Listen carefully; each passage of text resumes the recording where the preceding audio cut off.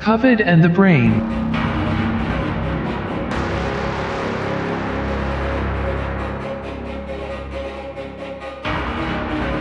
How damage occurs. Researchers have no clue yet.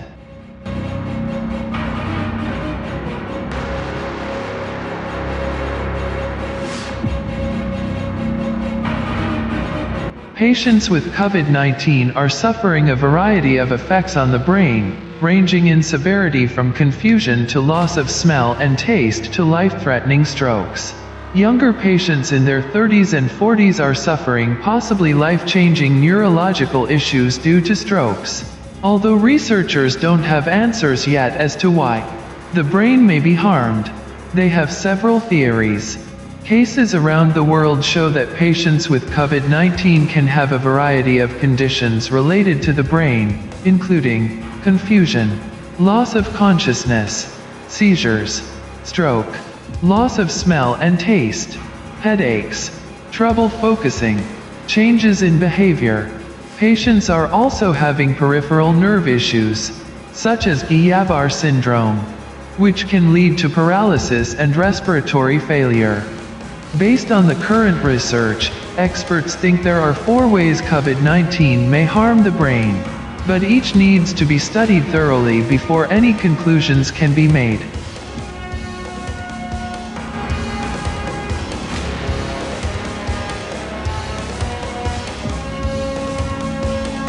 The first possible way is that the virus may have the capacity to enter the brain and cause a severe and sudden infection.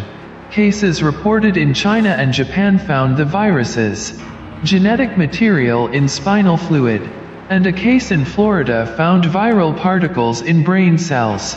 This might occur due to the virus entering the bloodstream or nerve endings. The loss of smell that occurs in some patients with COVID-19 could indicate that the virus entered through the olfactory bulb, which is located right above the nose and communicates information about smell to the brain.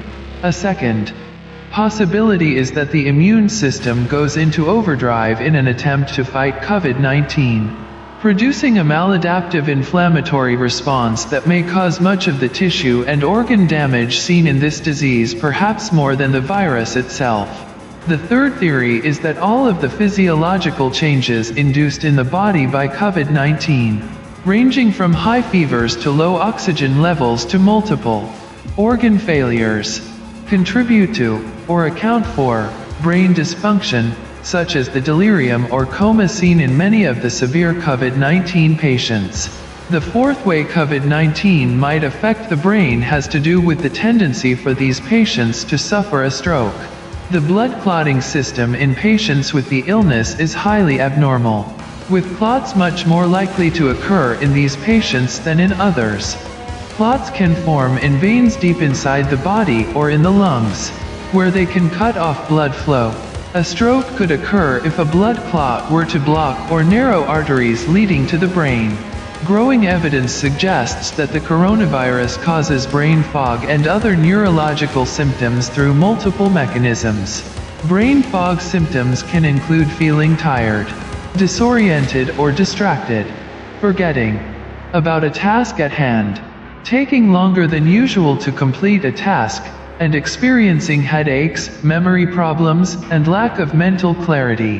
How COVID-19 damages the brain is becoming clearer. New evidence suggests that the coronavirus's attack on the brain could be multi-pronged.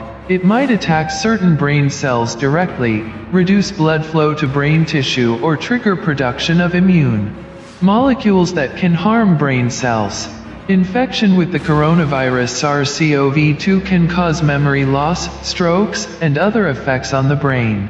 The question, says Serena Sputic, a neurologist at Yale University in New Haven, Connecticut, is, can we intervene early to address these abnormalities so that people don't have long-term problems? With so many people affected, neurological symptoms appeared in 80% of the people hospitalized with COVID-19 who were surveyed in one study. Researchers hope that the growing evidence base will point the way to better treatments. SARS-CoV-2 can have severe effects.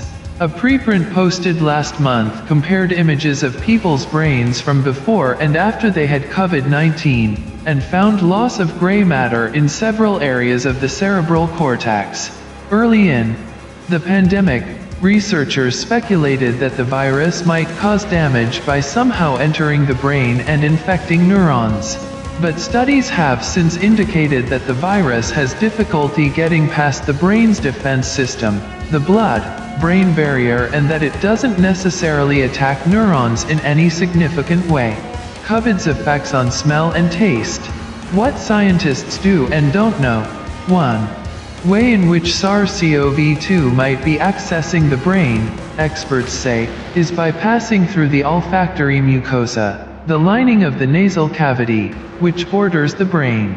The virus is often found in the nasal cavity, one reason that healthcare workers tasked for COVID-19 by swabbing the nose. Studies now suggest that SARS-CoV-2 can infect astrocytes, a type of cell that's abundant in the brain and has many functions. Astrocytes do quite a lot that supports normal brain function, including providing nutrients to neurons to keep them working, says Arnold Kriegstein, a neurologist at the University of California, San Francisco. Astrocytes are star-shaped cells in the central nervous system that perform many functions, including providing nutrients to neurons.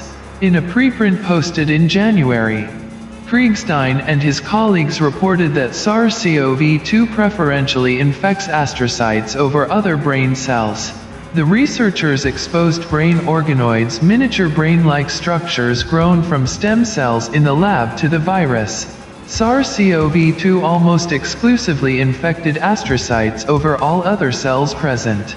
Bolstering these lab studies, a group including Daniel Martins de Souza, head of proteomics at the University of Campinas in Brazil, reported in a February preprint that it had analyzed brain samples from 26 people who died with COVID-19. In the 5 whose brain cells showed evidence of SARS-CoV-2 infection, 66% of the affected cells were astrocytes. Infected astrocytes could explain some of the neurological symptoms associated with COVID-19, especially fatigue, depression and brain fog, which includes confusion and forgetfulness. Those kinds of symptoms may not be reflective of neuronal damage, but could be reflective of dysfunctions of some sort. That could be consistent with astrocyte vulnerability. Blocking blood flow. Evidence has also accumulated that SARS-CoV-2 can affect the brain by reducing blood flow to it, impairing neurons' function and ultimately killing them. Pericytes are cells found on small blood vessels called capillaries throughout the body, including in the brain. A February preprint reported that SARS-CoV-2 could infect parasite-like cells in brain organoids. In April, David Atwell, a neuroscientist at University College London, and his colleagues published a preprint showing evidence that SARS-CoV-2 can affect parasites' behavior. The researchers observed that, in slices of hamster brain, SARS-CoV-2 blocks the functioning of receptors on pericytes, causing capillaries in the tissue to constrict. It turns out this is a big effect, says Atwell. It's a really cool study, says Sputek. It could be something that is determining some of the permanent injury we see, some of these small vessel strokes. Atwell suggests that drugs used to treat high blood pressure, which involves blood vessel restriction, might be useful in some cases of COVID-19. 2 clinical trials are currently investigating the effect of the blood pressure drug losartan to treat the disease. There is also growing evidence that some neurological symptoms and damage are the result of the body's own immune system overreacting and even misfiring after encountering the coronavirus. In the past 15 years, it has become clear that in response to infection, some people's immune systems inadvertently make auto-antibodies that attack their own tissue. This can cause long-term conditions such as neuromyelitis optica, in which people experience symptoms such as loss of vision and weakness in their limbs.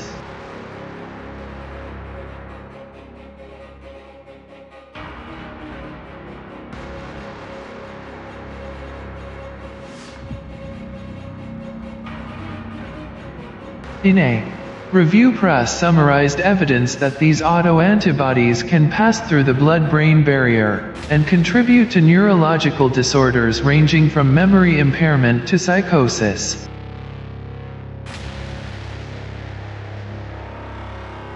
A team including Prus studied the blood and cerebrospinal fluid of 11 people critically ill with COVID-19, all of whom had neurological symptoms. All produced autoantibodies capable of binding neurons, and there is evidence that giving patients intravenous immunoglobulin, another type of antibody, to suppress the harmful autoantibodies' action is quite successful, says Prus. These pathways, astrocytes, pericytes, and autoantibodies, are not mutually exclusive, and are probably not the only ones. It is likely that people with COVID-19 experience neurological symptoms for a range of reasons.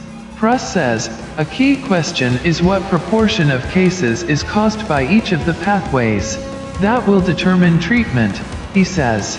Some patients with COVID-19 in their 30s and 40s are having strokes. Why is that happening? It may have something to do with the hyperactive blood clotting system in these patients. Another system that is hyperactivated in patients with COVID-19 is the endothelial system, which consists of the cells that form the barrier between blood vessels and body tissue. This system is more biologically active in younger patients, and the combination of hyperactive endothelial and blood clotting systems puts these patients at a major risk for developing blood clots. That said, it would be premature to conclude from available data that COVID-19 preferentially causes strokes in younger patients. It is also plausible that there's an increase in stroke in COVID-19 patients of all ages. Researchers are investigating selected cases by conducting the appropriate studies and imaging, such as MRIs, EEGs, and samples of spinal fluid. However, it can be challenging to get these studies.